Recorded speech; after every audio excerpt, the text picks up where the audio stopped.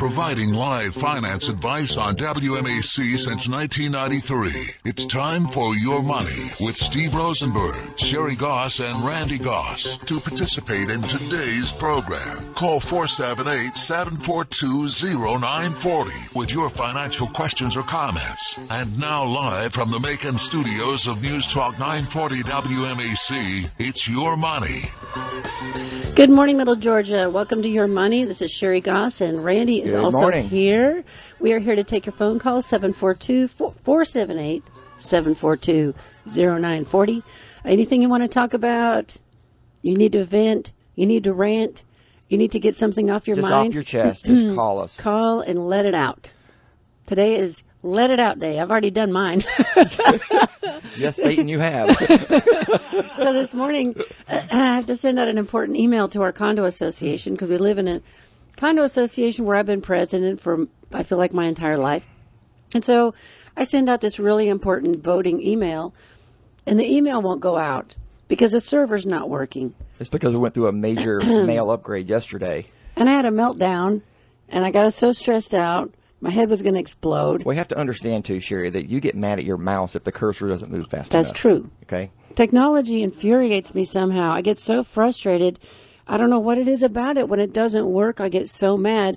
And Randy happens to be in charge of all the technology in our building, our office, for our whole business. Well, it's refreshing, though. When something's going wrong, you ask the question and you sit patiently waiting for the answer. Yeah, that's right. Laugh. Oh, my gosh. It's terrible. Oh, it's horrible. I'm just coming down off of it now. I always have to tell her, Sherri, you have to let me finish my sentence so we can get to the next level. But it took like 30 minutes to reset a username. I mean, I don't even understand why. Well, on your cell phone, there were several things wrong this morning. The link, the web link, the URL was wrong. The port was wrong. Your password was wrong. It was not hooked to Wi-Fi or the internet for whatever reason. So we got all that fixed. But anyway. I hate technology. When I get old, I'm probably going to dump it all in a trash can and just live in the woods. But then I probably won't. Go back to the old pen and pencil and sneaker net. Yeah, I know that won't happen, but it can be really frustrating. So it can be. So here's some ideas to relieve your stress. If you've been watching a lot of news and you're feeling kind of stressed out about junk that's going on out there, first of all, shut the news down. Right. Shut the news down for the whole weekend. Turn off the television. Put on some relaxing music and do something different.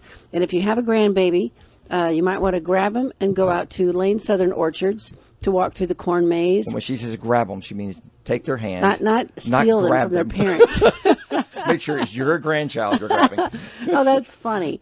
So, yeah, so I hate that it's raining again today with Lane Southern Orchards and all the stuff they're trying to do out there. What's the 80% inbound time for rain? Do we know? I did not look at that. Let me look that up real quick. But they're doing the corn maze this weekend. Here's another fun idea. You could go out and buy a Halloween costume, and on Thanksgiving, on Halloween, which is Thursday night, you could scare all the children that come to your door. That is a great stress reliever. We used to love doing that. Yeah, really fun.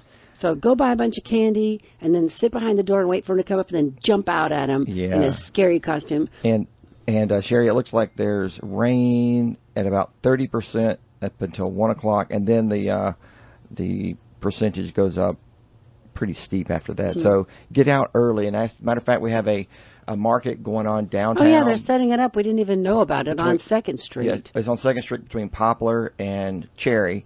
And they're there, rain or shine, according to them. So come on out. A little kind of a maker's market, it looks like. Yeah. Homemade stuff. It's good stuff. I mean, it looks like a nice turnout and a good diversity of vendors. And then the other thing that we did a couple of years that was fun, we used to live in Peachtree City before we moved here. And Peachtree City has all these miles of golf cart paths. And so we owned a golf cart. In fact, our daughter drove a golf cart to school, which was great, because then she could go right to dance practice afterward and then come home. I didn't have to pick her up. That's another story, but that was wonderful.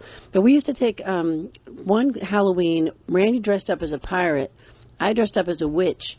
And I made a bunch of banana bread in little loaves, and we put them in these bags that had "You've Been Booed" attached to the outside. And if you Google search that, you can find printable pieces of paper that, you can just print out a little thing, "You've Been Booed," and so it's like a secret thing.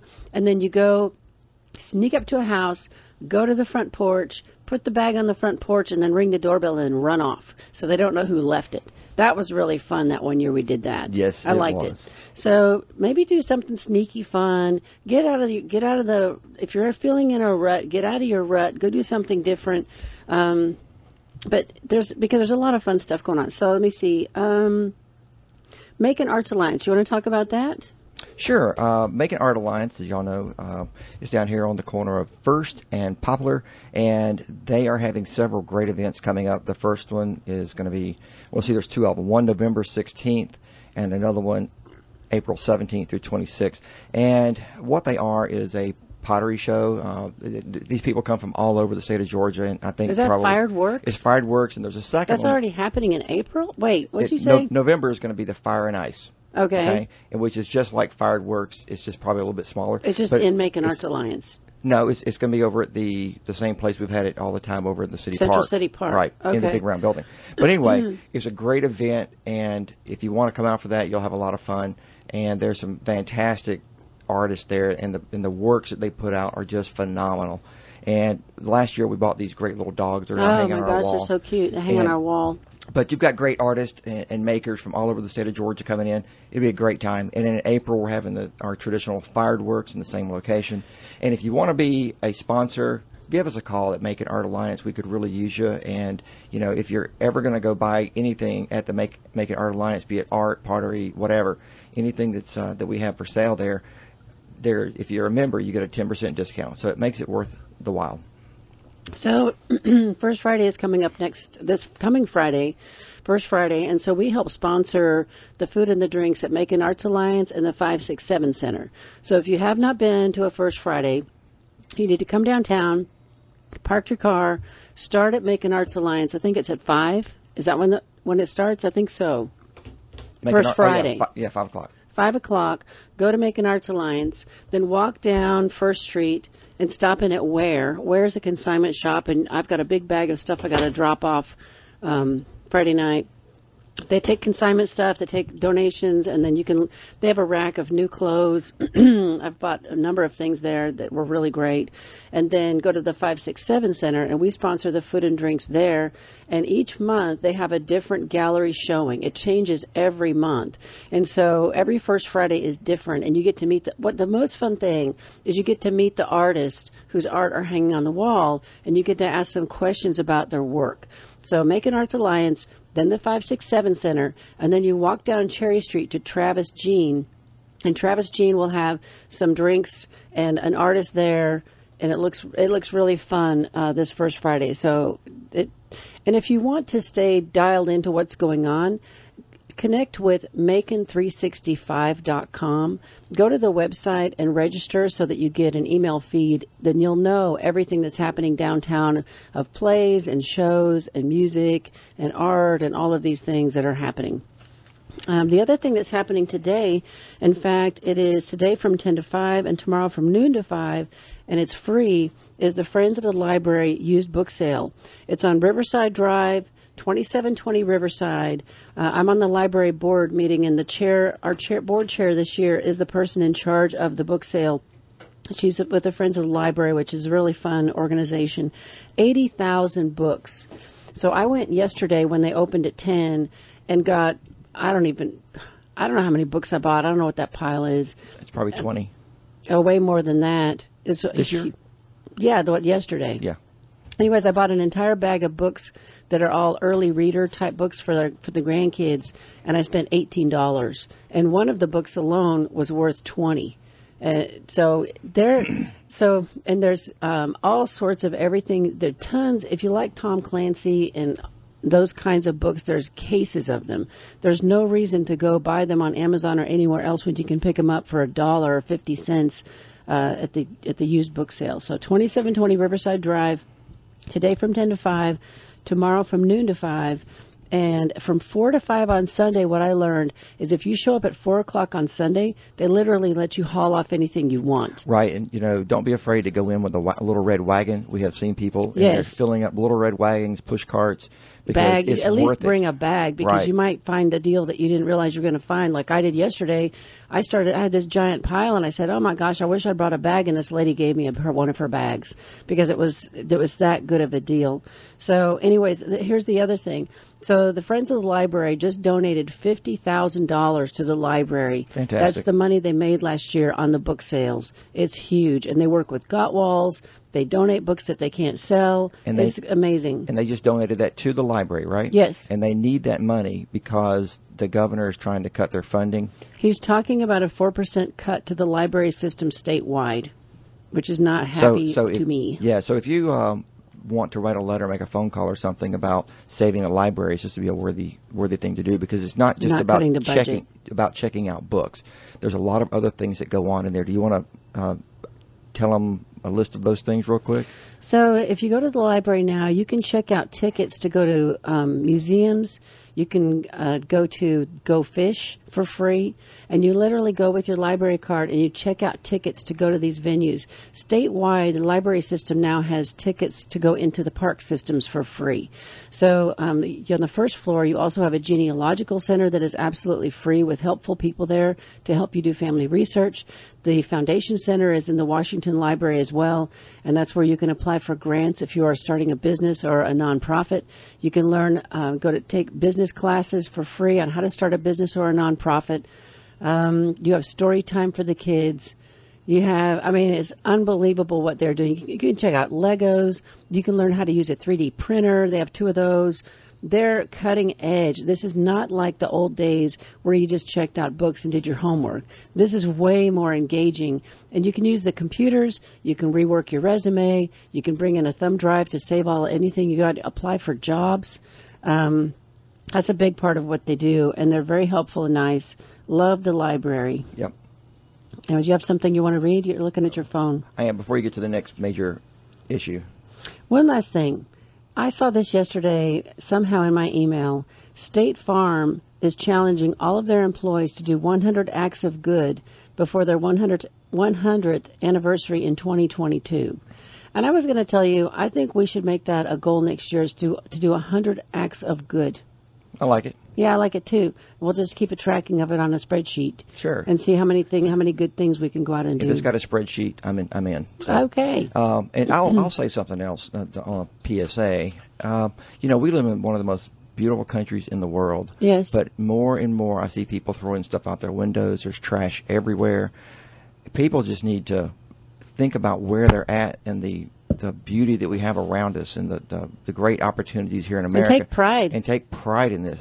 It just drives me nuts. And I know I'm not alone, because I've talked to others about this. And, even if it's not your trash, maybe stop and pick it up. Sherri, this is an article that one of our valued listeners just sent to me. And it's not finance, but I think it's interesting for us all here. Okay. 3 killed in vehicle crash at Warner Robins Air Force Base gate. Yeah, that was like 3 weeks ago. That was yesterday. What? Last night. That will happen again 3 weeks ago. Let's see. No, actually, sure? I'm wrong. He sent it. It's late. It's October 5th. My apologies. Okay. Never mind. Okay. So, a semblance of a trade deal looks like it's coming together. And they're saying that this is phase 1. We'll talk about this a little bit because it caused the market to go up. And because the trade deal is creating uncertainty and volatility, because we don't know what sectors are going to be affected by it. We don't know what tariffs are going to be applied to. So it's all over the place. So the S&P topped at a record close yesterday, 3022. It's an all-time high. The Dow closed at 26,958. So but the Dow, it drives me nuts. So the news talks about the Dow all the time, and it drives me crazy because the Dow is only made up of 30 companies. So you could have one of those 30 companies go way up or go way down, and the whole Dow moves. Right. And they act like that's the indicator of the whole, everything that's entire going economy. on. And it's not. The S&P 500 is a better indicator of what's going on because it's a broader index of our stock market. So let's talk about this trade thing. Let me make sure I covered everything on this piece of paper. Yep, I did. Okay, so the U.S. and China have made progress in trade discussions and have come close to finalizing parts of a phase 1 deal, according to our trade representative. Donald Trump wants to resolve long-standing concerns about Chinese theft of intellectual property. This is my biggest thing, and the enforced technology transfers. That is number one on my list of what I want, and I don't know how they're going to stop this. I don't see how, when the government of China is behind all of it. I don't know how you do it. Well, the forced technology transfers will be easier to stop because yes, they won't be able to say, if you want to do business here, give us your software. Patents. Right. Right. But the other part where they're doing espionage to get it, yes, that's a different story. I don't know how you hold these people accountable when it's a separate country and they're communists and they can kind of get away with whatever they want. But it is part of this deal, and so I can't wait to read the details. And they're being really tight about any details of any of this stuff. For whatever reason, I want this thing done, and I want to see what it actually says. Well, I believe that if they don't adhere to the agreement, we just go back with the tariffs, and we can hurt them as bad as we're hurting them right now. So, I mean, we have ways to do it, negotiations, kicking their envoys out of the United States, that kind of stuff. There's a lot of things politically that they can do. That we can do. I was saying they as the government. Oh. Or we as the American. There you go. So they're going to buy more agricultural goods. Trump is still trying to get financial services companies into China, which he's been trying to do ever since he got elected. Trump ditched a planned tariff hike on $250 billion in Chinese goods that was set to take effect October 15th. And he's holding out on the ones. He's still going to have the ones on the table for December. Right. But that's just to put pressure on just them. to keep the pressure on. Right. So Europe joins U.S. companies moving out of China. So I've mentioned this before. So far, I've read that 50 companies are leaving China. Most of them are going to Vietnam. A couple are coming back to America. But this is an update since then. So the trade war is absolutely remapping global supply chains to the detriment of Chinese manufacturing. This is huge, the percentage of China leaving businesses surveyed by quality control and supply chain auditor QIMA, 80% of American companies are leaving China. Wow. Yeah, 67% are based in the European Union. They're leaving. Everyone's leaving because it's no longer a great place to do business and manufacture because the wages are too high and the tariffs are too great. And so Trump is getting done. I mean, he's putting the pressure exactly where it needs to go. And the thing is, they're not going to move back. Once they relocate, that business will be lost to China. Well, they could relocate if the prices that they're moving back to go up and the wages there become unsustainable. Companies do this all the time. So they always go to where the low wages are. And that's where the wages are half the price in Vietnam as China. That's right. So a lot of stuff will go there. But if they're, say, going back to Europe or, say, back to America, we have to be careful about how we manage our wages in the United States as well. Yes. Or people will go and the jobs will be lost. Joe Biden comes to mind. Yeah. Elizabeth Warren comes to mind. Yep. Well, let me finish this last little bit, and then we'll get into some other stuff. Okay. So Fitbit has announced that they're shifting manufacturing operations out of China for its health trackers and smartwatches. Let me see here. Tile Inc., which makes Bluetooth-enabled location trackers, is also leaving. They're looking at going to either Mexico, Malaysia, Vietnam, possibly the U.S. GoPro announced last year they're leaving China. So it's a big shifting sand. And I've got this letter here that came from David Perdue's office, Senator David Perdue, and it's very good. So I encourage you to go out and download it if you haven't seen this. It's titled China Trade Agreement is Crucial to Avoiding the Next Cold War. He goes on to say, President John F. Kennedy once said, "Let us never negotiate out of fear, but let us never fear to negotiate." That guy had some great things that he said. Yep, he had a real gift of speech. And yes, he didn't write this, but this negotiation in this trade war, it has come with pain, but the pain has been worth it. Kennedy's words live on today as we fight to level the playing field with our trading partners around the world. The Trump administration has negotiated trade deals with South Korea and Japan in addition to the trade deal with our closest neighbors, Canada and Mexico. This agreement would be a win for America. It calls potentially for doubling the annual agricultural exports to China and addresses some of the Chinese foreign exchange issues. It also halted some scheduled tariff increases, making it a win for China, too, which is required. While modest, this agreement would be an important first step if signed by the Trump and the Chinese president. In 1978, our relationship grew closer when China under his leader then, instituted capitalist reforms in his country. Over the next 20 years, China experienced a surge in international trade and foreign investment and cooperation with the free world. Since that time, 850 million Chinese people have lifted themselves out of poverty. And I have to make a note there. Yes, they didn't really lift themselves. The government lifted them by increasing wages and making fake jobs. That's right. And that's what they do to keep everybody happy because they don't want to be Hong Kong. But that is exactly what's causing companies to realize they need to take it back to their own country because they have just priced themselves out of the market. The middle class now has as many as 500 million people compared to the 150 middle-class Americans. Chinese now ranks as the world's second largest economy to the U.S. However, China has used the benefits of growth to attempt to become the world's dominant economy once more, which is an admirable goal. After being admitted to the World Trade, blah, blah, blah, I'm not going to go down that road. I like this one. I highlighted this. Okay. After being admitted to the World Trade Organization in 2001, China has failed to uphold the commitments it made to provide equal market access and promote fair competition. It has skirted WTO rules, stolen intellectual property, and manipulated their currency. All the while, the United States and other developed nations have neglected to update international trade rules or hold China accountable until now. Now, the relationship between our countries stands at a tipping point.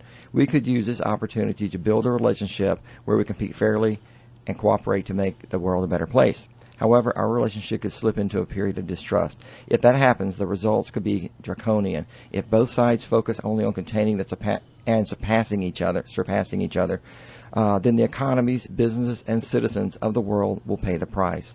President Trump does not want this. From day one, he asked China to stop their digital misdeeds, grant us equal market access with the WTO rules. If we get these, then our economies will enter a period of cooperation where we compete economically and cooperate on issues of common interest. Let's hold hands and sing Kumbaya. Kumbaya, my love. So, did you hear about the pigs that they're having to kill in China because of the swine flu? The swine flu, yeah. African swine flu in China is set to kill 200 million pigs this year. It's worth $128 billion. It's their predominant protein source. Right. And so the swine flu has gotten in there, and so I don't know why they're not importing some of our pork. I'm surprised our pork prices haven't gone up from this because I bought pork chops and they were on sale last week. You keep saying flu as foo. Foo? Yeah. Flu. Chinese flu.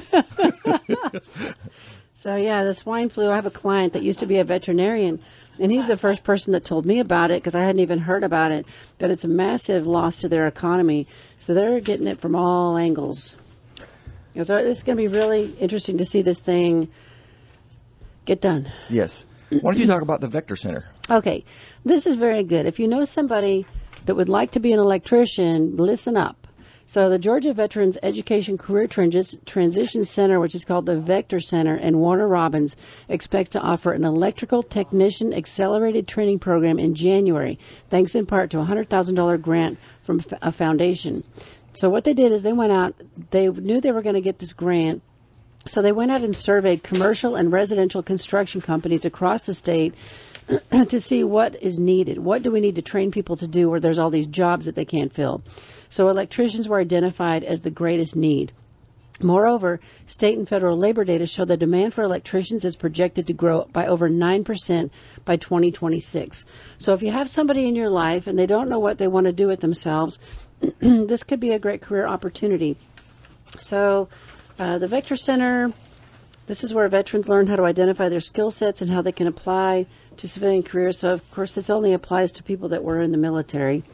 However, there are lots of places that give free tuitions for these. There's 17 career fields to this to the technical system in Georgia. You can also go and become an electrician for free. And we're remodeling a couple of properties right now. And you say we, it's really you. Well, we. Okay. Because I'm using some of your money too. Okay. But anyway, trying to find contractors, blue collar contractors, the plumbers. Matter of fact, I contacted our favorite plumber yesterday. Yeah. And I asked him, I said, are you interested in doing a very small job? And he said, it's a month before I can get to it.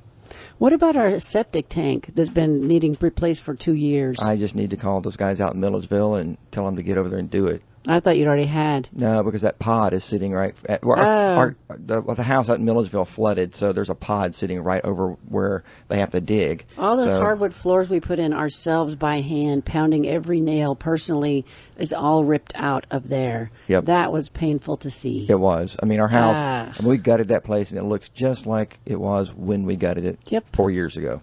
Oh, well, life goes on. It goes on. It is. So anyways, at this Vector Center in Warner Robins, it's a one-stop shop for veterans. And so if you think that you should apply for disability, if you're interested in a VA loan, if you want more information about VA aid and attendance because someone in your family was a veteran or the spouse or a spouse of a veteran and they need long-term care, and they would need to apply for aid and attendance through the VA. You do all of these things through the Vector Center, and it's right off Watson Boulevard, close to the Walmart. Watson, what am I saying? Russell Parkway. Russell Parkway. It's off Russell Parkway near the Walmart, but just put VECTR in Warner Robins, and it'll come right up with the address and directions. They also offer Small Business Administration's Boots to Business class to help equip veterans to open their own business. Median annual wage for electricians is $55,000, and they're going to have 30 people a year go through this program. So listen to this. This is how this works. This is quite the deal. So each semester is 15 weeks. Those enrolling will have the opportunity to earn 2 technical certificates of credit and 21 college credit hours as part of the program. They'll have additional on-the-job training. This will put them about halfway to a diploma or about a third of the way to an associate's degree.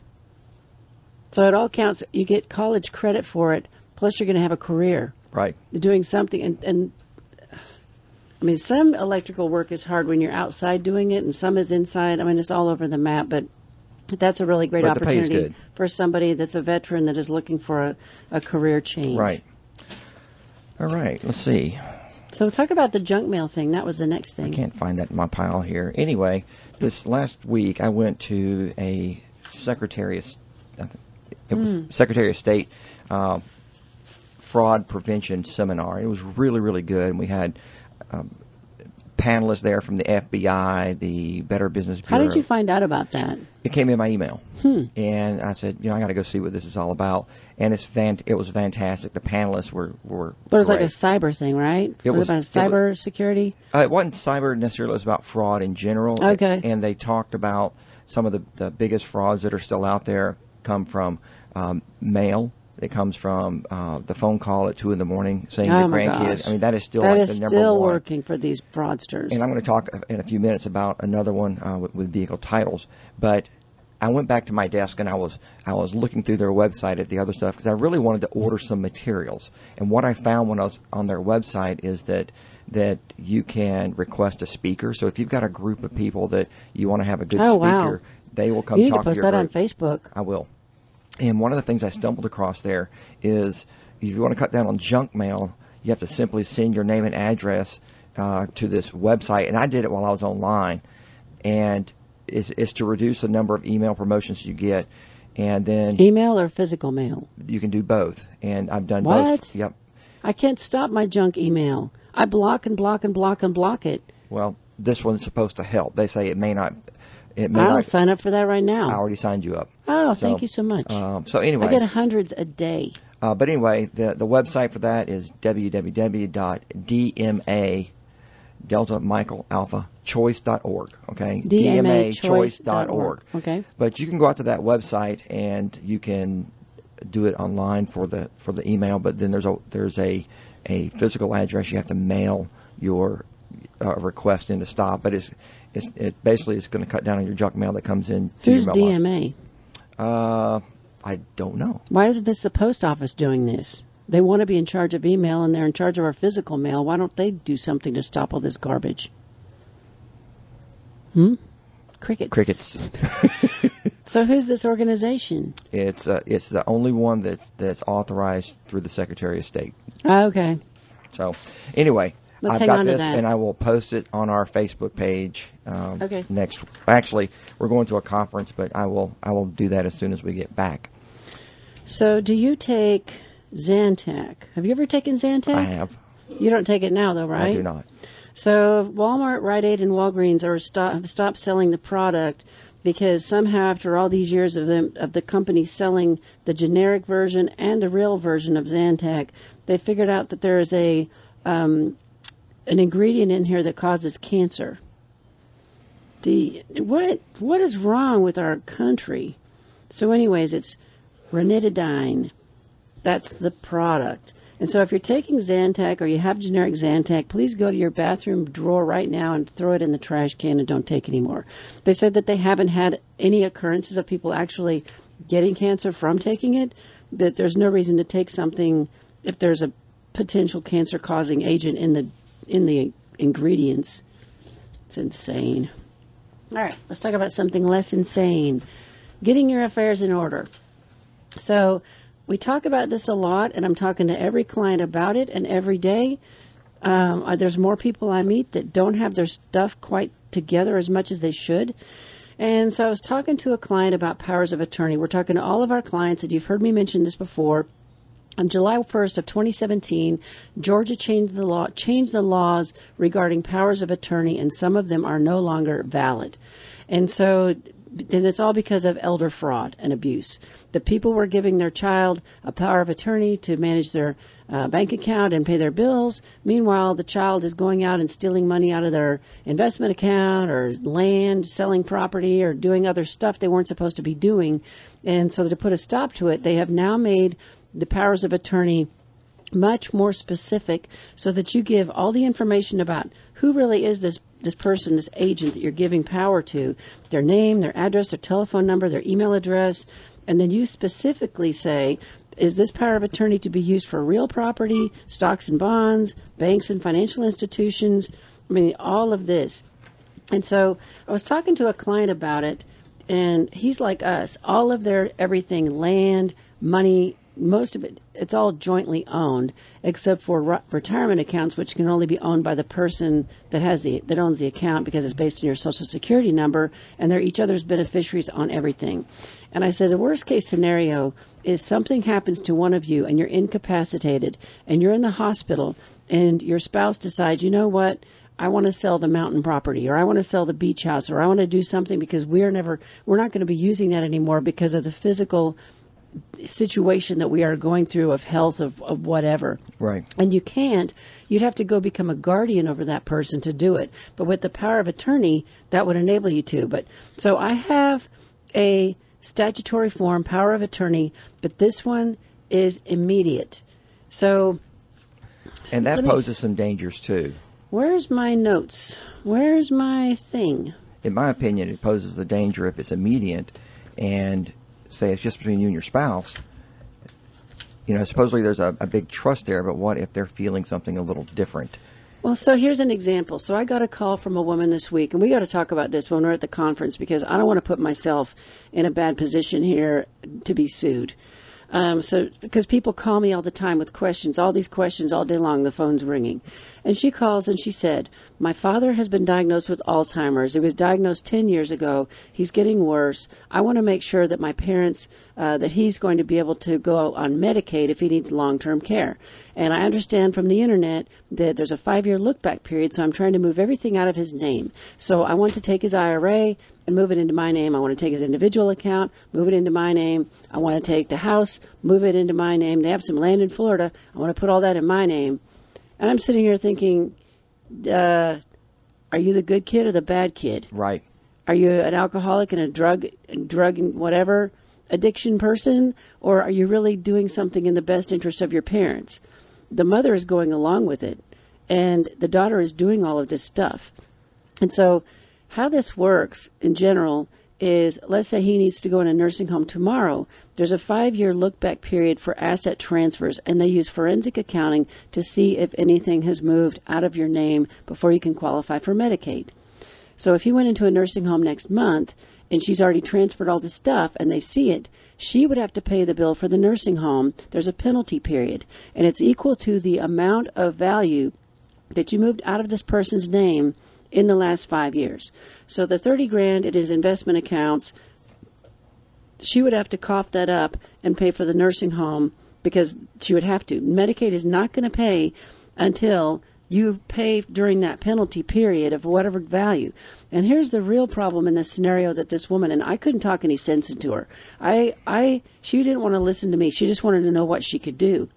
And I told her, I said, your mother, as the spouse, the at-home spouse, gets to retain around $126,000 in assets in her name for her benefit to pay for her livelihood if he goes on Medicaid into a nursing home. So you don't have to move everything into your name. What about her? What's she going to have to live on?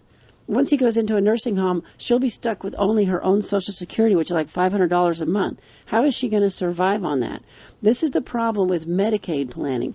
And I have decided that I'm going to put together a special report that explains this stuff, because I'm terrified that people are going to do some very wrong, bad things, and someone's going to end up not being able to get any care. That's right. Who will need care. That's the worst case scenario that you've got here. And like you were just discussing, my concern is the surviving spouse. If that money's been spent, I mean, they're down to $120,000. It's then that's it for the rest of your life. The rest of your life. That is a bad scene. It is a bad scene. So anyway, So two things that need to get done. Powers of attorney, I think, are important for couples to do or individuals to do. If you have assets and something happens to you and someone else is going to have to step in and help pay your stuff and take care of stuff, like my brother did for my dad was at assisted living. My brother was his power of attorney. He handled his bills. He managed the checking account because my dad was writing checks to people. My dad was just writing checks to people, 5,000, 10,000 people came to him with a sob story. He'd just get out his checkbook and write a check because he had dementia, and they were taking advantage of him. Right. My brother had to shut it down. I've had other clients who will get sucked into scams and give money to scam people that they shouldn't have given money to because of dementia. And then once you give your money to a scammer, they share your information with other scamsters. And then everybody's after you. That's right. I've seen it over and over and over. So a power of attorney is a good thing. We have a durable power of attorney on each other that springs into effect upon incapacity. When we were in the military, when we were overseas, we had to have an immediate power of attorney in case you were deployed and I had to get out of the country with the kids. So there's all different usages for this stuff. You can also have one specific that just, you can sell property. You can make it as specific, immediate, later, springs into effect. You can make it any way you want to, but I have the standard one that's immediate on my computer, and I can't even tell you the website to go to because it's like a mile long. But if you want that, email me, Sherri, SHERRI, @rfmoney.com. And then the other thing you can do yourself is you can do your own advance directive. It is absolutely free. You do not have to pay an attorney for this document.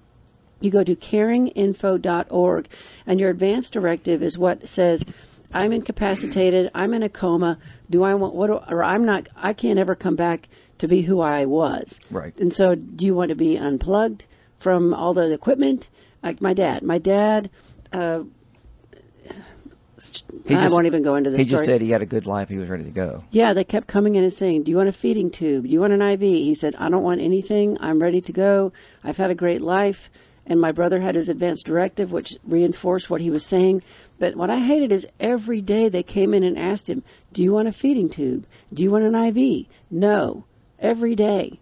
Passed away 10 days later after being admitted, and he was good to go. And the doctors at the end told my family, because they told me not to fly out. They said, don't come out here. Just remember him as he was, because he's not who you saw last time you were here. So the doctors all came through and said this is one of the few natural deaths we have ever witnessed in our careers, because usually we offer treatment and people take it. And what would treatment have done for him?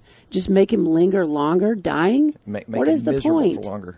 Right. What is the point of this? And they said he had no pain. And they said your body naturally kicks in with how your body works as you're going through the dying process and your organs are shutting down.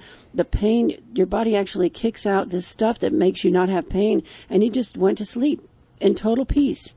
And they said some had never seen that before. So they were really impressed that he took that route. But they don't know how to stop treating. Right. In fact, 80% of expenditures for health care go are in the last 6 months of your life. Right, yeah. I think it's 50%. Okay. But anyways, if you want to read a book about this that's really incredible, Atul Gawande wrote a book years ago called Being Mortal. And he's a surgeon. He is a genius. He's the guy that Amazon, Berkshire Hathaway, and Apple just put in charge as CEO of their healthcare initiative that they're working on. This guy is amazing. The book is amazing. And he talks in this book about how it's so hard when you're a doctor to just let people go. You want to keep doing stuff, and that we have to stop that. It doesn't make any sense. Really, really good reading. It probably sounds depressing, but it's not. He's so smart. He's inspirational. Sherri. Yeah. Why don't you tell us and our lovely listeners who we are? Okay. So we're Randy and Sherri Goss. We're financial advisors with Rosenberg Financial Group. If you want to learn more about what we do, you can go to retirerelax.com. We are fee-based money managers. We have our own portfolio manager that only works for us, and a bunch of happy clients. And we reduce the risk by moving in and out of the market when we see times of increased volatility. We do have a website, retirerelax.com. We have offices in Macon and one in Robbins. And if you are interested in coming and seeing us for a no-cost consultation, give us a call, 478-922-8100. And we do appreciate you. Why don't you talk about this Schumer proposal? Okay. Make your head blow up. Senate Minority Leader Chuck Schumer is got into the climate talk now because he's trying to generate a lot more talk on this before the next election, and it's supporting the Democratic politicians that are running. But it's like an idea fairy's coming over all these people and sprinkling crazy fairy dust. But anyway, he's proposing a $462 billion trade-in program to get millions of Americans out of climate-damaging cars. Say that again. Repeat that, because it was hard to understand you. Chuck Schumer is proposing a $462 billion with a B trade-in program to get millions of Americans out of climate-damaging gas vehicles and into electric or hybrid cars over the next decade. Now, they all want something over the next 10 years. That's what all of them are doing. Right. Every one of them is like, in the next 10 years we're going to be the Green New Deal, the wealth tax, blah, blah, blah. Well, the thing is, when you stop and think about this article, and we'll finish reading it in just a second, is the Democrats always are purporting to be for the lower and middle class, right? Right. So I'm going to run some numbers for you in just a few seconds, but how does this help the poor and the underprivileged? Because the average price for a new electric car is $55,600, which I did look up yesterday. And they only go 200 miles on a charge, and where's the chargers? Right. Schumer's rebate proposal late Thursday joins a mix of trillion and multi-trillion-dollar programs that the Democratic presidential candidates have outlined to urgently cut oil and gas and coal emissions as climate change weighs as an issue on the 2020 campaigns. Schumer said the proposal to bring clean cars to all of America would likely be a key part of the climate legislation by Senate Democrats. The injection of government-supported spending for electric cars could position the U.S. to lead the world in clean, and being dumb. In clean auto manufacturing. It sounds good in an election year, but it's just pandering. The New York Democrats' plan would give American car buyers thousands of dollars, that's plural, okay, remember, thousands of dollars each to trade in gas-burning cars for U.S. For U.S. assembled electric, hybrid, or hydrogen cars. And let's see here, about $45 billion would go to boost the availability of charging stations. The other would go, $17 billion would go to automakers to help their production. They're already all building electric cars, right? All of them. Which I believe that the big three are donating heavily to him now. And this is my favorite part my favorite line in this. He did not outline how he could pay for it. It is the opposite direction of what Donald Trump wants. He wants dig, dig, dig. Schumer, who contends the scheme would, and I like the word that they put in there, would create tens of thousands of jobs, pledged to introduce the Clean Car Program in legislation should the Democrats win the House next year. Now, when you read articles like this, what's real fun to me is to go down to the comments at the bottom, okay? Can I make an you bet. interjection? Beep, beep, beep, beep, beep. So, just as a reminder, in the 70s we had global cooling, and they thought we were headed for an ice age, and we were all gonna freeze to death. Yeah, because the ozone hole was opening up, and now the ozone hole is closed to the smallest time in recorded history. Yes. Okay. This one, a lot of this. Chucky baby, where do you think electricity comes from? It's generated by fossil fuels, and there are 20% loss in generation and converting it to DC. Another one says, do those EVs have tires? Tires made with petroleum? Do those EVs use asphalt paved roads? Asphalt's derived from petroleum. By the way, concrete also is harmful to the environment. So how does Schumer propose we build the roads? And in order to make the plastics, fiberglass, and carbon fiber, you also need petroleum. So I think we're headed back to buckboards and horses. So where's all this electricity going to come from? We could all ride bicycles. Yeah, we could. So it takes me a long time to get to work. I get to work around noon and have to leave at 1. And so I went out and I looked up other countries that have instituted electric vehicles. And this is in the Netherlands. Let's see here. Behind the green growth, and basically what they've done is they've outlawed any coal-burning, fossil fuel-burning car in the certain area of downtown. And it says, behind the green growth is a filthy secret. The nation is famous for its windmills. Electricity is currently coming from a far dirtier source. You're talking about a Dutch city. A Dutch city, the Netherlands. Let's see here. 3 new coal-fired power plants, including the 2 other ones that are in Rotterdam Harbor, are supplying much of the power to fuel the Netherlands electric car boom. That's insane, or what? It is. It's like So they can say they have electric cars, but they're polluting their air with coal. That's right. So they just put up a big curtain so they can't see these big coal plants, I guess. As the world tries to reduce the greenhouse gas emissions and combat climate change, policymakers have pinned hopes on the electric cars, whose range and convenience are quickly improving. Alongside the boom has come the surging demand for the power to charge these vehicles, which can consume as much electricity as a single charge as an average refrigerator does in a month and a half. So basically what's happening is that the emissions have transferred away from the vehicles to the coal-fired power plants. But I guess if OAC can't see it coming out of a tailpipe, it's all good. She's outsourcing it to another part of the country. It's not as positive as some people would like. But moving on. You missed this point that you have at the end of this article, and I'm watching the clock because I got to check in on our flight. So they thought, what about the tax dollars that they're going to lose when people stop buying gasoline because of the gas tax?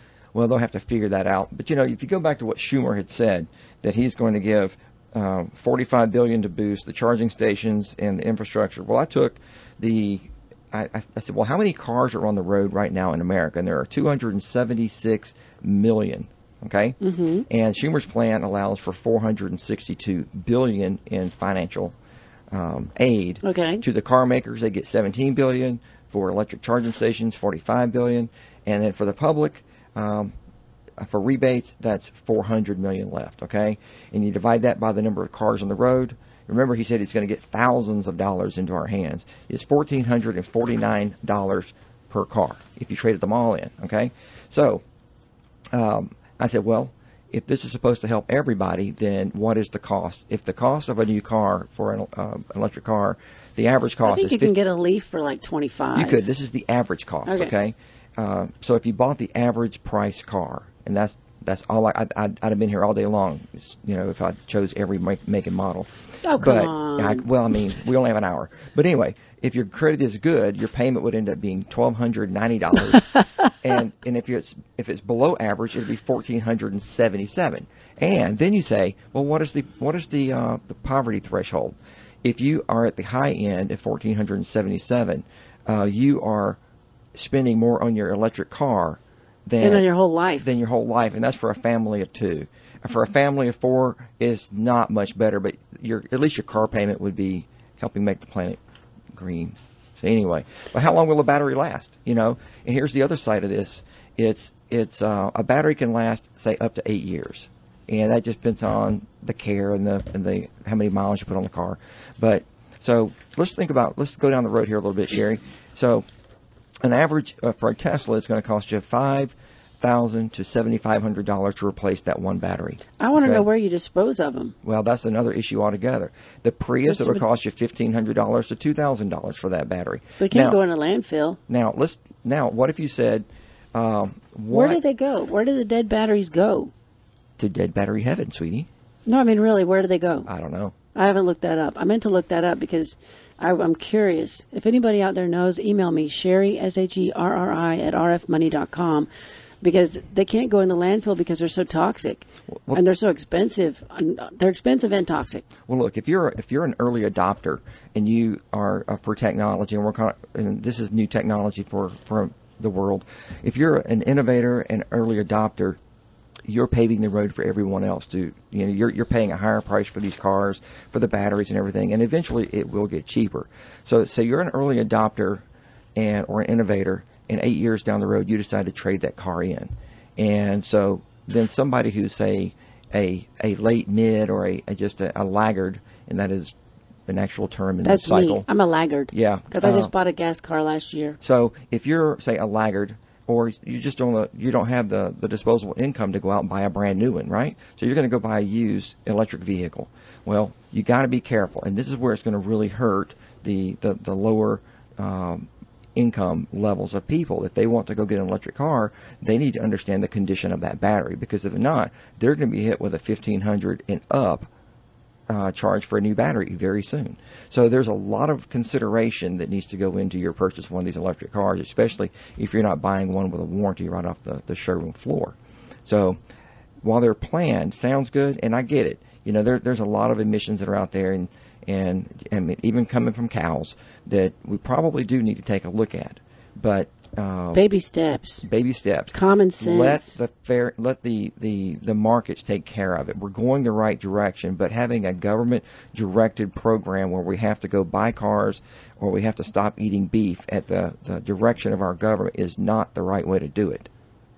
Thank you so much for that steak last night. Oh, you're quite welcome. Hey, we had a steak at Oliver's that was great. I forgot all about global warming for about 20 minutes. Oh, my goodness. So if you go to our website, Changing Gears, you'll see up in the top right-hand corner special reports. And if you click on that, there are a number of reports about I had people that came to see me this week with lots of questions about retirement planning, and they had questions about Social Security. So I printed out the Social Security special report for them because it talks about how to apply for spousal benefits and then flip over to your own and all of that stuff and how that works. It'll be updated every year so that it's current. And so you can click on that one. There's another one that my favorite probably is, should I keep my retirement plan where it is or should I roll it into an IRA? And so people come to us about this. Should I keep my money in the whatever I'm in, or what do I want to do? Do I want to roll over to you? And there are lots of things to consider, and this lays all of those things out for you to think through. There's another one, Can I Afford to Retire?, which has a budget tracking sheet that I highly recommend. Before you retire, you track your expenses for 30 days and get real with them. Don't be delusional. Oh, well, I'm not going to spend any more on that. When I'm retired, I won't be driving as much. I won't be wearing nice clothes all the time. I won't be this. I won't be that. I won't be eating lunch out because I'll be able to cook more. Is that realistic? You need to get super realistic. And if you have expensive cable and Wi-Fi and all of that, and the money's tight, you need to go out and figure out how to reduce those expenses. If you have expensive prescriptions, you need to go to GoodRx and figure out how to reduce your expenses on that. I met a woman recently, I already mentioned it a couple of weeks ago. I saved her $300 a month just by going to GoodRx.com because she thought that where she was going was the best place to get her prescriptions filled. She had no idea that the prices are different everywhere. And she was surprised to hear that the place she was going was the most expensive. Was the worst place. So anyway, so there's a bunch of special reports. My life book is out there. You can print out the pages and do your basic estate planning that the average person needs to take care of.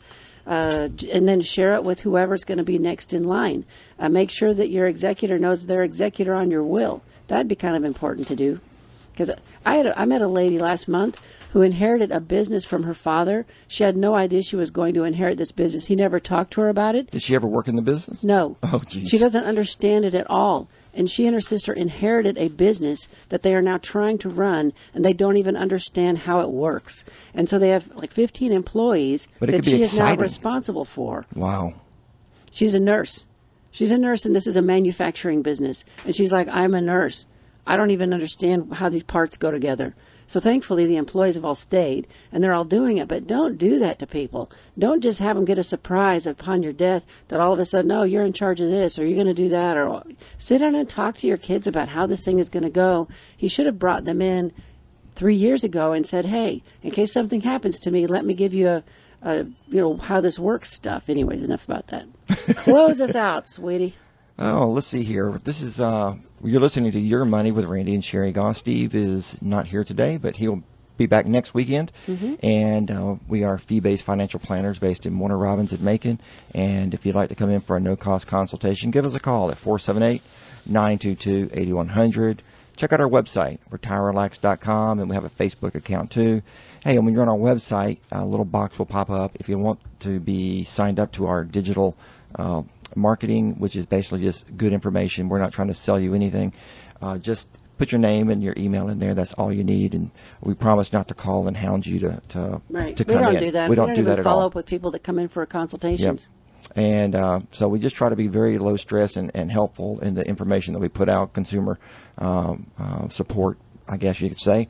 But anyway, how much time we got, CT? We're rolling it up. Wow. Everyone have a great weekend and enjoy this nice, cool weather for a change. Yay.